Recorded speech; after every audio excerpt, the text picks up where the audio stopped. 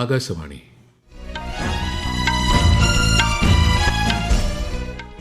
നമസ്കാരം. വാർത്തകൾ വായിക്കുന്നത് സുധിൻ സൈനുദ്ദീൻ.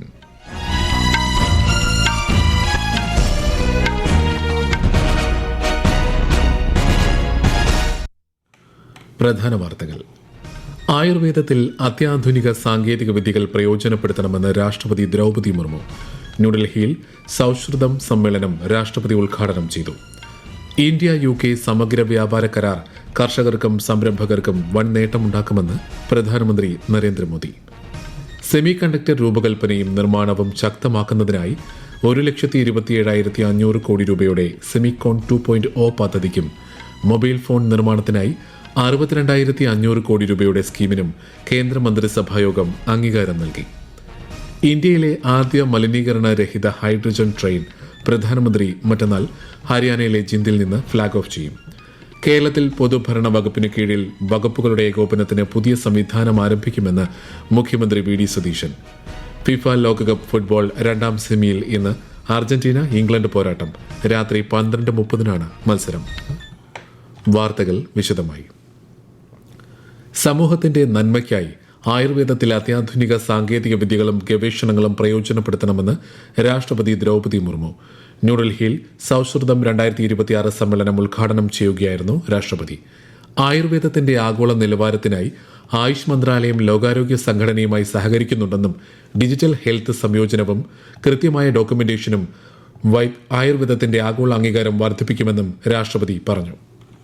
उपस्थित युवा विद्यार्थियों तथा प्रोफेशनल लाइफ की शुरुआत कर रहे शोधकर्ताओं से मैं ये कहना चाहूंगी कि आयुर्वेद का भविष्य आपके हाथों में है. आप सभी को जिज्ञासा, सत्यनिष्ठा और वैज्ञानिक दृष्टिकोण के साथ व्यवहारिक शोध और अपने क्षेत्रों में श्रेष्ठ साक्ष्य निर्माण के मार्ग पर आगे बढ़ना. ഇന്ത്യയും UKയും തമ്മിലുള്ള സമഗ്ര സാമ്പത്തിക വ്യാപാര കരാറും സാമൂഹിക സുരക്ഷാ കരാറും നിലവിൽ വന്നത് ചരിത്രപരമാണെന്ന് പ്രധാനമന്ത്രി നരേന്ദ്രമോദി വ്യക്തമാക്കി. രാജ്യത്തെ കർഷകർക്കും ചെറുകിട ഇടത്തരം സംരംഭങ്ങൾക്കും ഏറെ പ്രയോജനപ്പെടുന്നതാണ് പുതിയ സാമ്പത്തിക പങ്കാളിത്ത കരാറെന്ന് അദ്ദേഹം സമൂഹമാധ്യമത്തിൽ കുറിച്ചു. സാങ്കേതികവിദ്യ, സേവനം എന്നീ മേഖലകളിലെ സഹകരണം ശക്തിപ്പെടുത്താനും ഇന്ത്യൻ പ്രതിഭകൾക്ക് കൂടുതൽ അവസരങ്ങൾ ഒരുക്കാനും ഇത് സഹായിക്കും. UKയിലെ ഇന്ത്യൻ പ്രൊഫഷണലുകൾക്ക് സാമൂഹിക സുരക്ഷാ കരാർ വലിയ പിന്തുണയാകുമെന്നും പ്രധാനമന്ത്രി കൂട്ടിച്ചേർത്തു. ഇന്ത്യ UK സമഗ്ര സാമ്പത്തിക വ്യാപാര കരാറും സാമൂഹിക സുരക്ഷാ കരാറും ഇന്ത്യയും UKയും തമ്മിലുള്ള ഉഭയകക്ഷി ബന്ധത്തിലെ സുപ്രധാന നാഴികക്കല്ലാണെന്ന് ഉപരാഷ്ട്രപതി CP രാധാകൃഷ്ണൻ. ഈ കരാറുകൾ വിപണി വികസനത്തിനും വ്യാപാര സേവനങ്ങൾ ശക്തിപ്പെടുത്തുന്നതിനും പ്രൊഫഷണലുകൾക്ക് കൂടുതൽ തൊഴിൽ സ്വാതന്ത്ര്യം ലഭ്യമാക്കുന്നതിനും സഹായകരമാകുമെന്ന് ഉപരാഷ്ട്രപതി സമൂഹമാധ്യമത്തിൽ കുറിച്ചു. ഇന്ത്യ UK സ്വതന്ത്ര വ്യാപാര കരാറിനെ സ്വാഗതം ചെയ്ത് കേന്ദ്ര ആഭ്യന്തരമന്ത്രി അമിത്ഷാ. UKയിലുള്ള ഇന്ത്യൻ പ്രൊഫഷണലുകൾക്ക് സുപ്രധാനമായ ഇളവുകൾ നൽകുന്നതിനൊപ്പം ഇരു രാജ്യങ്ങളും തമ്മിലുള്ള ബന്ധം കൂടുതൽ ശക്തമാക്കാൻ കരാറിലൂടെ സാധിക്കുമെന്നും ശ്രീ ഷാ സമൂഹമാധ്യമത്തിൽ കുറിച്ചു. ഇന്ത്യ UK സമഗ്ര വ്യാപാര കരാർ നിലവിൽ വന്നതോടെ കേരളത്തിൽ നിന്നുള്ള കയറ്റുമതിക്ക് ആദ്യ ദിനം തന്നെ തുടക്കമായി. തിരുവനന്തപുരം, കൊച്ചി എന്നിവിടങ്ങളിൽ നിന്നുള്ള സമുദ്രോൽപ്പന്ന ചരക്കുകളാണ് ആദ്യമായി UKയിലേക്ക് അയച്ചത്. UKയിലെ മലയാളി സാന്നിധ്യം കണക്കിലെടുത്ത് സംസ്ഥാനത്തെ ചെറുകിട ഇടത്തരം ഭക്ഷ്യ സംസ്കരണം, സമുദ്രോൽപ്പന്നം, ടെക്സ്റ്റൈൽസ്, പാദരക്ഷ തുടങ്ങിയ മേഖലകൾക്ക് ഈ കരാർ വൻ നേട്ടമാകും. ഇന്ത്യ UK സമഗ്ര സാമ്പത്തിക വ്യാപാര കരാറിന്റെ ഭാഗമായി മുംബൈയിലെ നവശേവ തുറമുഖത്തു നിന്നും UKയിലേക്ക് കയറ്റുമതി ചരക്കുകൾ ഫ്ളാഗ് ഓഫ് ചെയ്തു. 7 പ്രമുഖ കയറ്റുമതിക്കാരുടെ ചരക്കുകളായ രാസവസ്തുക്കൾ, ഫാർമസ്യൂട്ടിക്കൽസ്, പ്ലാസ്റ്റിക്കുകൾ, ഭക്ഷ്യോൽപ്പന്നങ്ങൾ, എൻസൈമുകൾ, സുഗന്ധവ്യഞ്ജനങ്ങൾ എന്നിവയാണ് കയറ്റി അയച്ചത്. ഗുജറാത്ത്, പഞ്ചാബ് എന്നിവിടങ്ങളിൽ നിന്നും ഇന്ന് UKയിലേക്ക് വിവിധ ചരക്കുകൾ കയറ്റി അയച്ചു. സെമി കണ്ടക്ടർ രൂപകൽപ്പനയും നിർമ്മാണവും ശക്തമാക്കുന്നതിനായി 1,27,500 കോടി രൂപയുടെ സെമിക്കോൺ 2.0 പദ്ധതിക്കും മൊബൈൽ ഫോൺ നിർമ്മാണത്തിനായി 62,500 കോടി രൂപയുടെ സ്കീമിനും കേന്ദ്രമന്ത്രിസഭായോഗം അംഗീകാരം നൽകി. 5 വർഷം കാലാവധിയുള്ള മൊബൈൽ പദ്ധതിയിലൂടെ 60,000 നേരിട്ടുള്ള തൊഴിലവസരങ്ങൾ സൃഷ്ടിക്കപ്പെടും. കൂടാതെ ഉത്തർപ്രദേശിലെ വാരാണസിയിൽ ഗതാഗതക്കുരുക്ക് കുറയ്ക്കാൻ 14,447 കോടിയിലധികം രൂപയുടെയും 10,998 കോടി രൂപയുടെയും 2 എലിവേറ്റഡ് കോറിഡോറുകൾക്ക് അനുമതിയായി. ഒഡീഷ, ഝാർഖണ്ഡ് സംസ്ഥാനങ്ങളിലെ റെയിൽവേ മൾട്ടി ട്രാക്കിംഗ് പദ്ധതികൾക്കും യൂറിയ ഉൽപാദനത്തിൽ സ്വയം പര്യാപ്തത ലക്ഷ്യമിട്ടുള്ള national investment policy four urea 2026 നയത്തിനും അംഗീകാരം നൽകിയതായി കേന്ദ്രമന്ത്രി അശ്വിനി വൈഷ്ണവ് അറിയിച്ചു. Mobile phone manufacturing scheme. इसमें 62,500 करोड़ रुपीस का लेआउट हुआ है। आप सब जानते हैं कि इन 10 वर्षों में मैसिव चेंज आया इलेक्ट्रॉनिक्स मैन्युफैक्चरिंग में। 7 गुना मैन्युफैक्चरिंग बढ़ी, प्रोडक्शन बढ़ा और 11 गुना एक्सपोर्ट बढ़ा 2014 के कंपैरिजन में। और भारत जो मोबाइल फोन इंपोर्टर था, आज नेट एक्सपोर्टर बन गया है और सेकंड लार्जेस्ट मैन्युफैक्चरर बन गया है भारत मोबाइल फोन का। ഇന്ത്യയിലെ ആദ്യ മലിനീകരണ രഹിത ഹൈഡ്രജൻ ട്രെയിൻ പ്രധാനമന്ത്രി നരേന്ദ്രമോദി മറ്റന്നാൾ ഹരിയാനയിലെ ജിന്ദിൽ നിന്ന് ഫ്ളാഗ് ഓഫ് ചെയ്യും.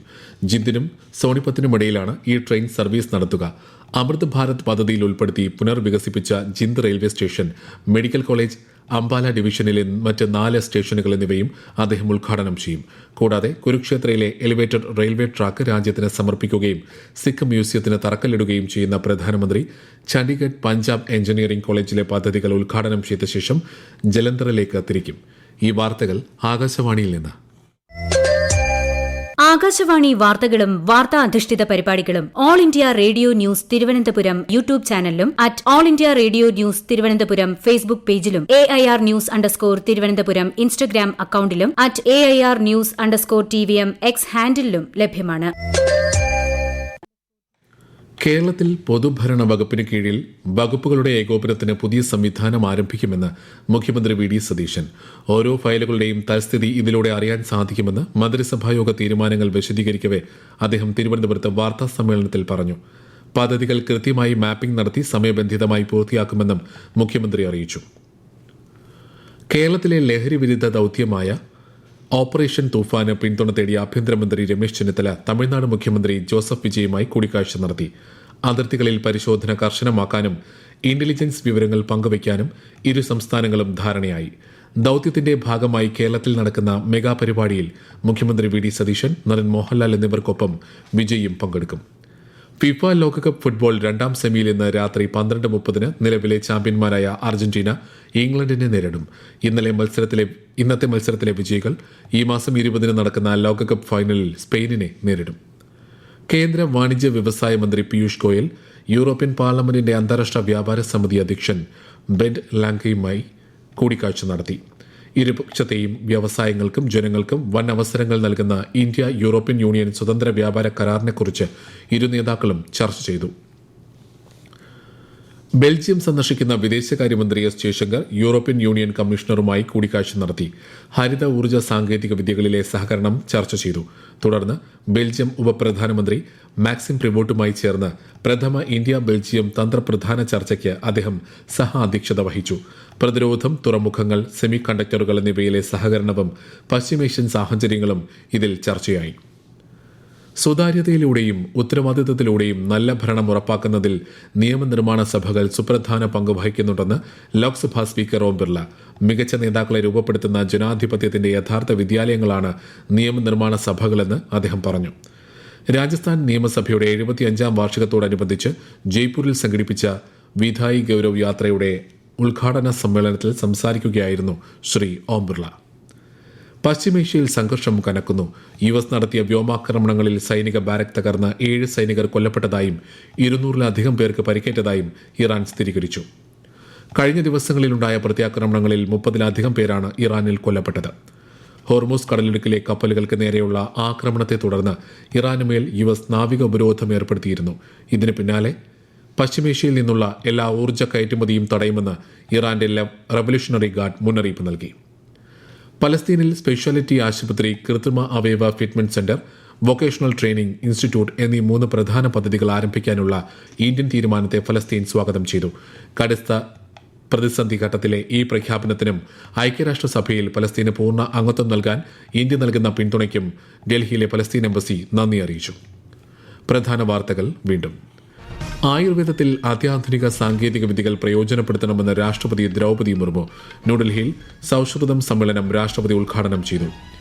ഇന്ത്യ UK സമഗ്ര വ്യാപാര കരാർ കർഷകർക്കും സംരംഭകർക്കും വൻ നേട്ടമുണ്ടാക്കുമെന്ന് പ്രധാനമന്ത്രി നരേന്ദ്രമോദി. സെമി കണ്ടക്ടർ രൂപകൽപ്പനയും നിർമ്മാണവും ശക്തമാക്കുന്നതിനായി 1,27,500 കോടി രൂപയുടെ സെമികോൺ 2.0 പദ്ധതിക്കും മൊബൈൽ ഫോൺ നിർമ്മാണത്തിനായി 62,500 കോടി രൂപയുടെ സ്കീമിനും കേന്ദ്ര മന്ത്രിസഭായോഗം അംഗീകാരം നൽകി.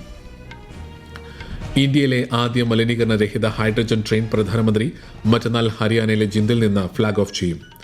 കേരളത്തിൽ പൊതുഭരണ വകുപ്പിന് കീഴിൽ വകുപ്പുകളുടെ ഏകോപനത്തിന് പുതിയ സംവിധാനം ആരംഭിക്കുമെന്ന് മുഖ്യമന്ത്രി വി ഡി സതീശൻ. ഫിഫ ലോകകപ്പ് ഫുട്ബോൾ രണ്ടാം സെമിയിൽ ഇന്ന് അർജന്റീന ഇംഗ്ലണ്ട് പോരാട്ടം. രാത്രി 12:30 മത്സരം. വാർത്തകൾ കഴിഞ്ഞു. അടുത്ത വാർത്താ പ്രക്ഷേപണം 8:35.